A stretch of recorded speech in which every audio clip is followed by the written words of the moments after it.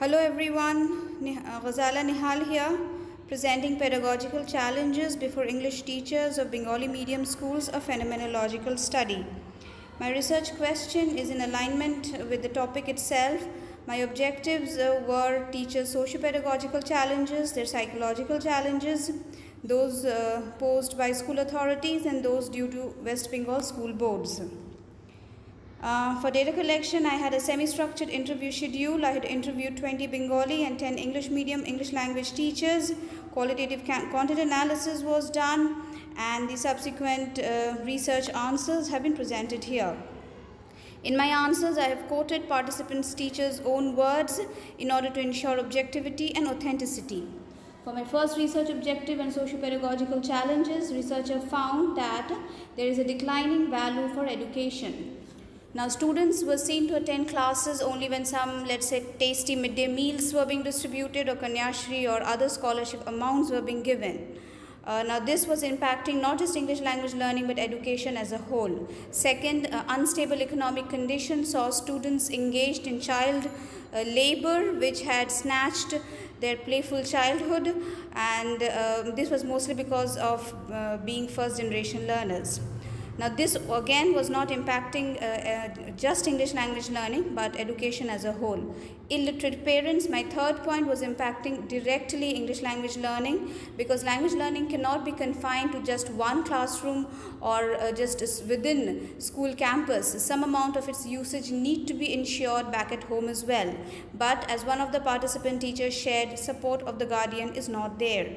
Fourth point, note feeding private tuitions became a problem, because it's not that the school teachers were not providing notes, but when questioned about it, one of them interestingly pointed out free stuffs are rarely valued. Students seem to be having this misconstrued idea that when they pay for something, that's valuable, and when they are not paying, it's not valuable. They have to, pay tuition teachers. Hence, they thought they are doing more for them than what the school teachers were. Secondly, tuition is having an adverse impact because they mostly cater to exam oriented, and they don't really focus on whether the students are developing the capacity for good English speaking or English writing. Fourth, students' early monetary engagements. Now, if child labor is a problem, earning money at a very early stage is also an issue. My data collection actually took me to an industrial belt where tailoring as a business was flourishing, and young boys and girls were earning money at a very early stage. With that kind of money, they were easily able to buy objects that their adolescent hearts would want: iPhones, makeups, dresses, cars, whatever they want, anything. So in such a scenario, what value would education have in their lives, let alone English language learning?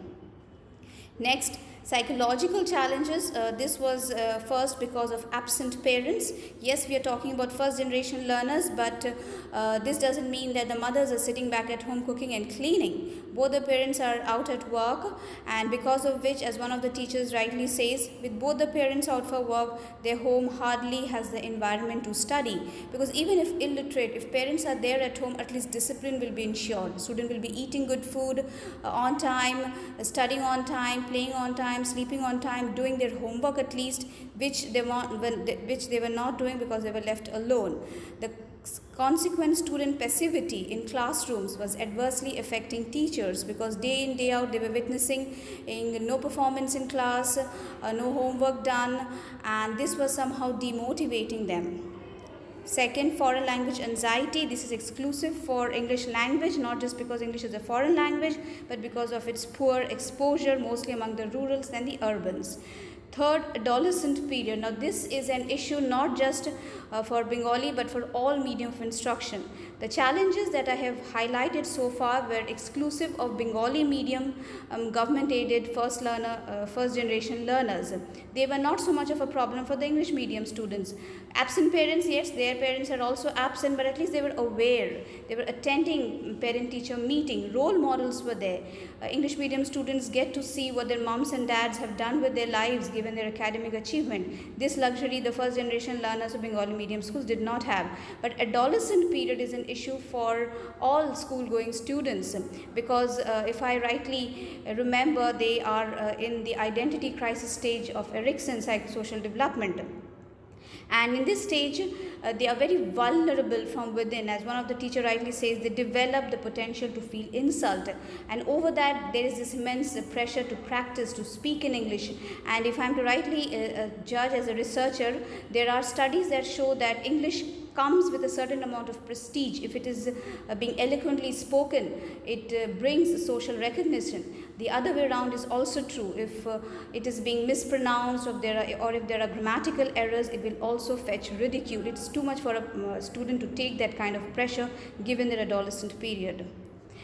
School authorities challenges because of them. They really need to look into class population, which is mostly overcrowded. Teacher-student ratio need to be maintained if language activities have to be performed, because let's say in a class of 80 to 100, how can teacher pay attention to each one of them, and how many of them can be engaged in role plays, debates and discussions? So the ratio is important. When questioned about it, the answer they gave was is my second point: inadequate human resources. With poor rate of recruitment in these schools, there are just few assistant teachers who are practically running around the campus from one period to another, trying to take classes from classes 5 to 12. With this kind of workload and no time at hand, no leisure, creative lesson plans cannot be prepared for language activity. Third, faulty class distribution. It was interesting, one of the teacher she shares, and I'm going to quote her directly in order to highlight the challenge here. She said that, and I quote, "I teach class 6 English, but then I don't get to face them again in class 7 and 8. They come to me again in class 9. Other teachers are also teaching them English in 7 and 8, but the continuity is lost." She rightly says, because language learning is not just a matter of one academic session or just one class. It's almost like a project that need to expand over a couple of successive academic sessions. And if they are not allowed to do that, then that learning objective of skill development cannot be attained. D, rush to complete the syllabus. It's another challenge, and it becomes a challenge given the non-detention policy, because there's practically no use to finish the to finish the syllabus, because there is no exam in the true sense around the corner.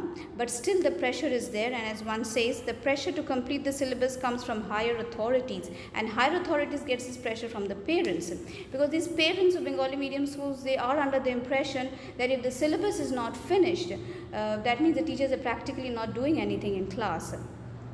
Next, inadequate infrastructure. Yes, inadequacy of infrastructure is affecting all the other subject learning as well, but absence of language laboratory impacts English language learning, because it is the only way where artificial language environment can be created in places where second language exposure is minimum.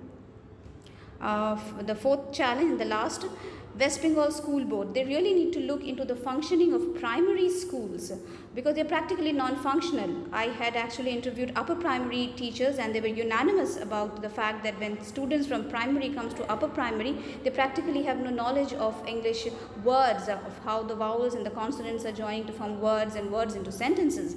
And upper primary textbooks, they have got some substantial amount of prose and poems to be dealt with, where some good amount of reading is required.